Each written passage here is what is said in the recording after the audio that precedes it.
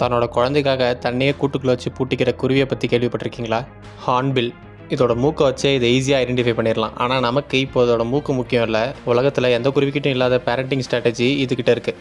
Hornbill spare சேர்ந்து நல்லா வளர்ந்த வயசான மரத்தை கண்டுபிடிச்சி அதில் பொந்து பண்ணுங்க. அந்த பொந்தில் ஃபீமேல் முட்டை விடும். முட்டை விட்ட உடனே மேல் வெளிப்பக்கத்துலேருந்து களிமண் மரக்கட்டையெல்லாம் வச்சு அந்த கூட்டை சீல் பண்ண ஆரம்பிக்கும். ஒரு சின்ன ஸ்லிட் மாதிரி ஓப்பனிங் மட்டும் இருக்கும். மேல் தான் வெளியே இருந்து வேட்டையாடி சாப்பாடு கொண்டு போய் ஃபீமேலுக்கு தர வேலையை பார்க்கும். ஃபீமேல் சுமார் 40லேருந்து 60 நாளைக்கு ரெக்கெல்லாம் கொட்டி போய் அந்த முட்டையை அடக்காக்கும். இதுக்கு நடுவில் ஒரு வேளை வேட்டையாட போன மேல் ஹார்ன்பில் வேட்டையாடப்பட்டுருச்சுன்னா ஃபீமேலும் அதோட முட்டையும் மரப்பொந்திலே ஜீவசமாதி தான். முட்டையிலேருந்து பொறிஞ்சு வந்த குஞ்சு ஓரளவு வளர்ந்ததும் சீலை கொஞ்சமாக பிரேக் பண்ணிட்டு ஃபீமேல் வெளில வரும்.